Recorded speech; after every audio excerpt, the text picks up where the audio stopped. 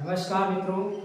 हम पिछली क्लासों में राजस्थान के लोक देवताओं में पंचपीरों के बारे में पढ़ चुके हैं और आज हम उसी कड़ी में आगे बढ़ेंगे। राजस्थान के लोक देवता के टॉपिक में हम तेजाजी महाराज का अध्ययन करेंगे। तेजाजी महाराज का किस तरह से भारतीय संस्कृति में योगदान है, किस तरह से उन्होंने अपना जो धर्म है, धर्मबाई का, जाट का, जो एक मान लीजिए शरणागत का, वो धर्म निभाया है। मात्र 30 साल में वो कार्य करके कर गए हैं, जिस कारण आज भी लगभग 900 साल बीत जाने के बावजूद भी हम तेजाजी को मना रहे हैं और बड़ी ही धूमधाम से मना रहे हैं। तो 900 साल में बीत गए हैं, फिर भी उनकी जो महत्ता है वो दिनों दिन बढ़ रही है। तो हम कह सकते हैं कि 30 साल में उन्होंने कुछ ऐसे कार्य किए हैं जो आदमी जेन्युइनली अपनी उम्र में नहीं कर पाता है। तो इसी कारण आज हम तेजाजी के बारे में अध्ययन करेंगे। ज्यादा टाइम नहीं लूंगा। और एक और बात बता दूं कि पिछले जो भी क्लास ली मैंने सीधे आपको लिखा करके ली। इस बार आपका समय बचे, आपका टाइम ज्यादा खराब ना हो, तो मैंने क्या कि थोड़ा पहले लिख दिया है ताकि आपको समझाने में सिर्फ समझाना ही पड़े और आपका समय बचे, क्योंकि समय बहुत ज्यादा महत्वपूर्ण है। तो चलते हैं हम तेजाजी की तरफ। तेजाजी के उपनामों की चर्चा करते हैं। तेजाजी को नागों का देवता माना जाता है। नागों का देवता क्यों माना जाता है कि सर्पदंश के इलाज के लिए अगर आप तेजाजी महाराज की तांती बांधते हैं, तेजाजी महाराज का स्मरण करते हैं, प्रार्थना करते हैं, तो सर्पदंश से आपको मुक्ति मिल सकती है, सर्पदंश से आप बच सकते हो, आपका जीवन बच सकता है। इस कारण तेजाजी को नागों का देवता माना जाता है, क्योंकि जब नाग ने तेजाजी को डसा था उस टाइम उनको आशीर्वाद दिया था कि भविष्य में आपको नागों के देवता के रूप में पूजा जाएगा। तो तेजाजी का एक उपनाम है नागों का देवता। दूसरा उपनाम है गायों का मुक्तिदाता। गायों के मुक्तिदाता क्यों है? क्योंकि एक गुजरी थी लाछा, क्या नाम था? लाछा गुजरी। उस गुजरी की गायों को छुड़ाते हुए ही तेजाजी छुड़ाकर ला रहे थे और सर्प से उन्होंने वचन दिया था कि मैं गायों को छुड़ाने के बाद तेरे पास आऊंगा, परंतु छुड़ाते हुए एकदम घायल हो गए थे। इतने घायल हो गए थे कि उनके शरीर में कोई ऐसा भाग नहीं बचा था जिसमें घाव ना था। तो गायों को छुड़वाने के कारण गायों का मुक्तिदाता भी इनको माना जाता है। तीसरा नाम है कालावा, बाला का देवता, कृषि कार्यों के उपकारक। आज भी राजस्थान में जो किसान जाति है वो जब अपनी खेती करती है तो तेजा टेर जो कि तेजाजी का गीत है, कृषि हम जब बुआई करते हैं खेतों में तो उस समय गाते हैं तेजा। तो इस कारण को कृषि कार्यों के उपकारक देवता भी कहा जाता है। अजमेर के लोक देवता, ये ध्यान रखना कि राजस्थान में सबसे ज्यादा अगर तेजोजी के मंदिर बने हुए हैं तो अजमेर जिले में है। अब हम इनके जीवन काल में चर्चा करते हैं। इनका जीवन काल है वो 1073 से 1103 ईस्वी तक। अब देखो 30 साल तक वो इस दुनिया में रहे। इनकी जाति जाट है और जाटों में भी इनका गोत्र है धोलिया गोत्र। कई बार एग्जाम में पूछा जा सकता है कि तेजाजी का गोत्र कौन सा है, तो आपको एग्जाम की दृष्टि से ही तथ्य बताए जा रहे हैं कि इनका गोत्र कौन सा है, धोलिया गोत्र है, जाति जाट है और जाटों में भी नागवंशी जाट है। याद रखना, जाटों में कौन से जाट है? नागवंशी। इनके हम जन्म स्थान की चर्चा करते हैं तो जन्म है इनका खरनाल, कहीं कहीं खरनाल में लिखा जाता है। ध्यान रखना अंग्रेजी की दृष्टि से, क्योंकि दोनों का लिखने का तरीका एक ही है। खरनाल या खरनाल कोई भी ऑप्शन में हो वो आपका जन्म स्थान हो जाएगा। तेजाजी का ये खरनाल नागौर में है और इनकी जो डेट है जन्म दिनांक वो है 29 जनवरी 1073। तो तेजाजी का जन्म हुआ है 29 जनवरी 1073। अगर हम हिंदू कैलेंडर की दृष्टि से देखें तो माघ शुक्ल चतुर्दशी को इनका जन्म हुआ था। इनके पिता का नाम है ताड़जी। लोक देवताओं में मैंने पहले ही बताया है कि आपको पिता के नाम, माता के नाम, भाई के नाम ये लगभग पूछे जाते हैं। जैसे रामदेव जी के अजमल जी, इनके हैं ताड़जी। तो ये आपको ध्यान में रखें। माता का नाम है राजकुंवरी और कहीं कहीं राम कुंवरी। जैसे हम माध्यमिक शिक्षा बोर्ड की जो बुक चलती है राजस्थान अध्ययन वो पढ़ते हैं तो उसमें मिलता है राम कुंवरी, बाकी अन्य किताबों में हम देखते हैं राजकुंवरी। तो राम कुंवरी या राजकुंवरी कोई भी ऑप्शन में हो आपको लगाना है तेजाजी की माता का नाम। पत्नी है उनका नाम है पेमल और ये पेमल पनेर अजमेर में एक गांव है। राजस्थान के अजमेर जिले में एक पनेर गांव है। वहां के रायमल या रामचंद्र जी थे, उनकी सुपुत्री है ये पेमल, इनकी बहन का नाम है राजल, घोड़ी का नाम है लीलन सिडगारी। आपके एग्जाम में प्रश्न आ सकता है कि तेजाजी की घोड़ी का क्या नाम है, ऑप्शन दोनों में से कोई एक हो सकता है, लीलन भी हो सकता है, सिडगारी भी हो सकता है। ज्यादातर मोस्टली लीलन ही पूछा जाता है, तो आप ध्यान रखें तेजाजी की घोड़ी का क्या नाम है, लीलन। जैसे काबू जी की घोड़ी क्या नाम था, केसर कालवी। रामदेव जी की घोड़ी का क्या नाम था, लीलो। और गोगा जी के घोड़े का नाम था गोगा बप्पा। तो यहाँ है लीलन। पुजारी क्या है, घोड़ला। पुजारी को क्या कहते हैं, घोड़ला कहते हैं। जैसे रामदेव जी के पुजारी को क्या कहते हैं, रिखिया। जो रामदेव जी के मेघवाल भक्त को क्या कहते हैं, रिखिया। तेजा जी के पुजारी को क्या कहते हैं, घोड़ला कहते हैं। इनका मेला परबतसर नागौर में भाद्रपद शुक्ल दशमी को भरा जाता है, ये ध्यान रखना। और इसमें एक थोड़ा सा ध्यान रखना, 1473 की बात है। अभय सिंह के समय परबतसर का जो हाकिम था, पहले तेजा जी का मेला सुरसुरा अजमेर में मुख्य रूप से भरा जाता था, परंतु अजमेर का जो हाकिम है वो परबतसर का जो हाकिम है वो अभय सिंह के समय 1473 में तेजा जी की मूर्ति ले आता है परबतसर, और वहीं मेला भरने लग गया भाद्रपद शुक्ल दशमी। अब भाद्रपद शुक्ल दशमी को क्यों भरा जाता है, ये ध्यान रखना।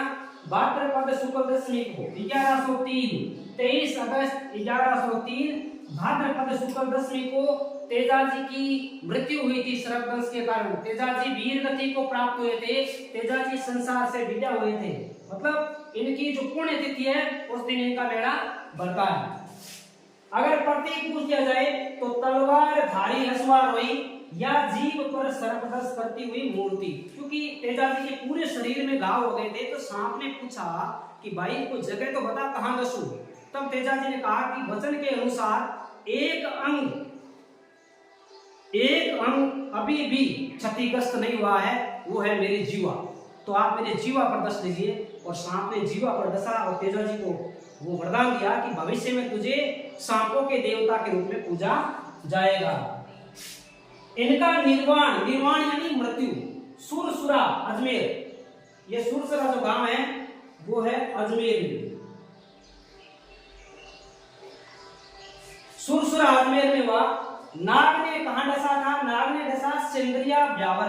ब्यावर में एक गांव है सेंद्रिया, जहां तेजाजी को नाग ने डसा। वहां से तेजाजी घोड़ी पर बैठ करके सुरसुरा तक पहुंच गए थे, परंतु सुरसुरा आते आते उनके प्राण निकल गए। फिर तेजाजी की जो घोड़ी है लीलन, वो घर समाचार लेकर गई कि तेजाजी नहीं रहे, मतलब तेजाजी कोई भी जो मान लीजिए अवशेष हो वो लेकर गई, और घर वालों को पता चला। उसके बाद पेमल सती हुई थी। चबूतरा, तेजाजी का जो चबूतरा है वो थान कहलाता है। तेजाजी का चबूतरा क्या कहलाता है, थान कहलाता है। डाक टिकट, कि तेजाजी पर डाक टिकट कब जारी किया गया। हम समय समय पर भारत सरकार डाक टिकट जारी करती है लोक देवताओं महापुरुषों पर, तो तेजाजी पर भी 2011 में 5 रुपए का डाक टिकट जारी किया गया है। याद रखना, कितने रुपए का डाक टिकट जारी किया गया है, 5 रुपए का डाक टिकट जारी किया गया है। इनकी कर्म स्थली है वो दुगारी गांव बूंदी है। ध्यान रखना, दुगारी बूंदी में जो तेजाजी की कर्म स्थली थी वहां वो अपने कार्य करते थे। राजस्थान में एक जनजाति है सहरिया, वो तेजाजी को बड़ी धूमधाम से मनाई जाती है। और सहरिया का एक मेला है सीताबाड़ी, वहां तेजाजी का मेला भरता है। सीताबाड़ी 12 में है।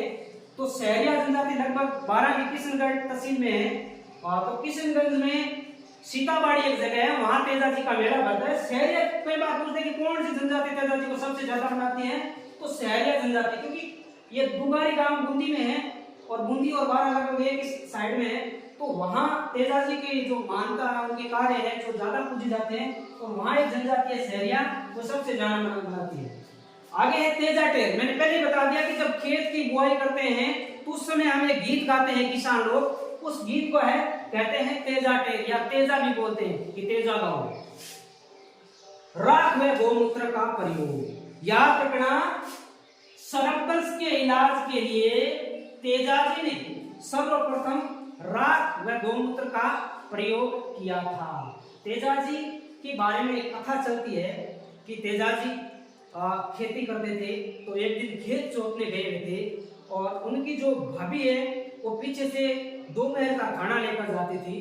तो एक दिन क्या आगे भाभी जी लेट हो गए तो तेजा जी को थोड़ा गुस्सा आ गया। आपको पता है आदमी दिन भर काम करता है, फिर दोपहर को अगर टाइम से भोजन ना मिले तो अंदर की जो क्षुधा है, जो भूख है, वो बोल उठती है।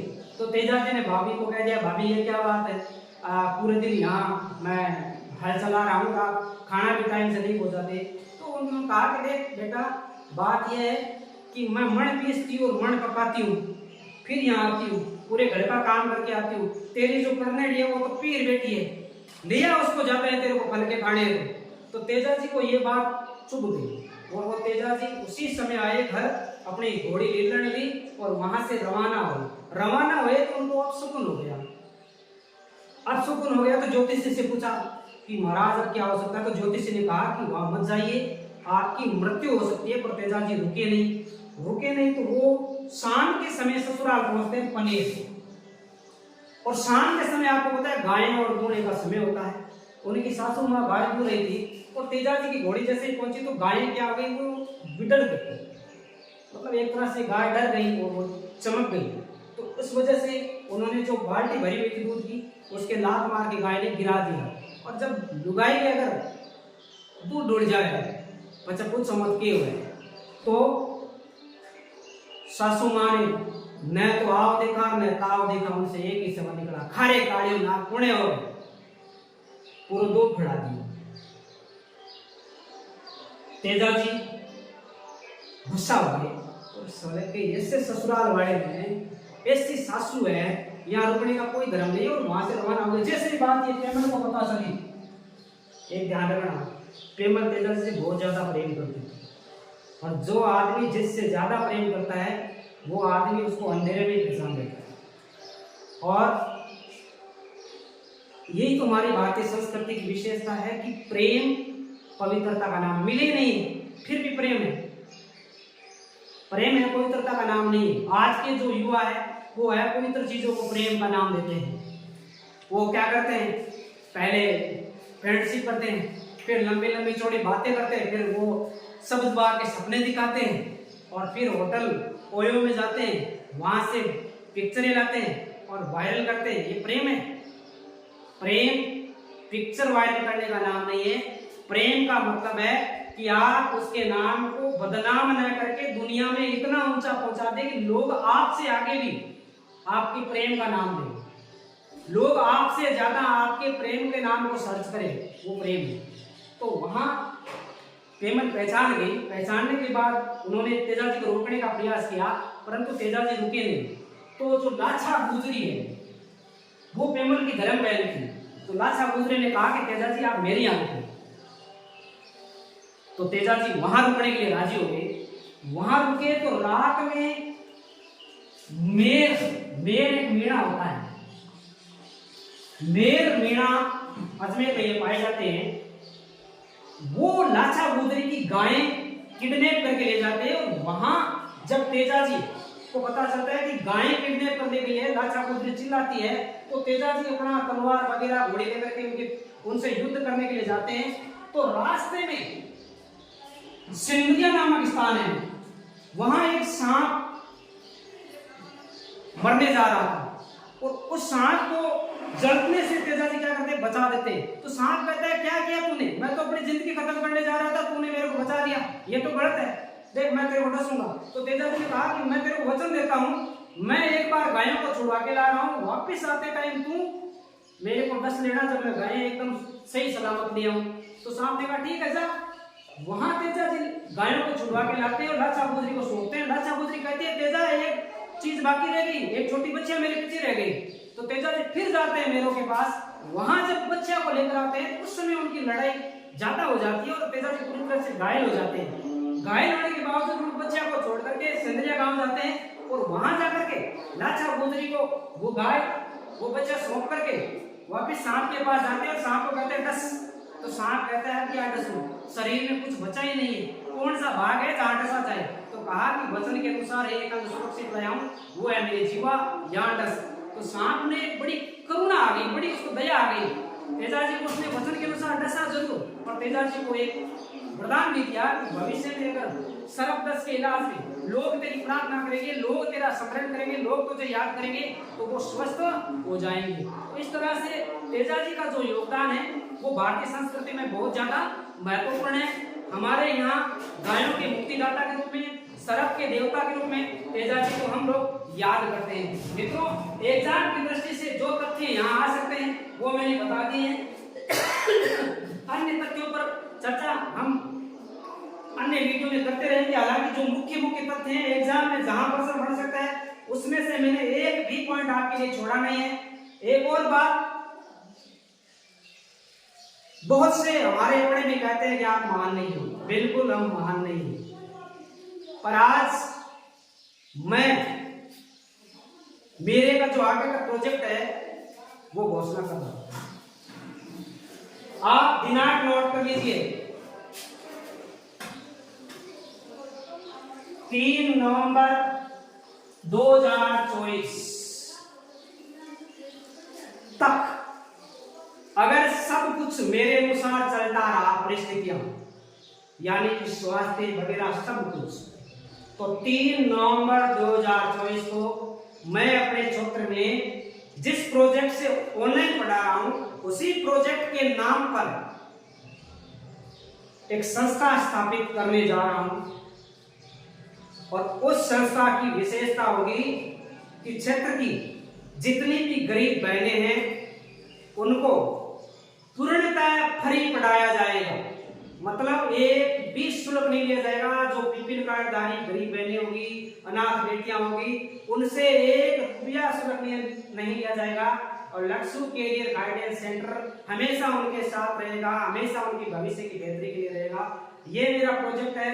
अगर ढंग से जो परिस्थितियां चल रही है वो मेरे अनुकूल चलती रही तो आप 3 नवंबर 2024 को मेरी ऑफलाइन संस्था का उद्घाटन देखेंगे, जो सिर्फ और सिर्फ क्षेत्र की गरीब बेटियों के लिए समर्पित रहेगा। धन्यवाद। मेरे वीडियो से लगातार जुड़ते रहे, चैनल को सब्सक्राइब करें, वीडियो को लाइक करें, कमेंट करें, शेयर करें। धन्यवाद।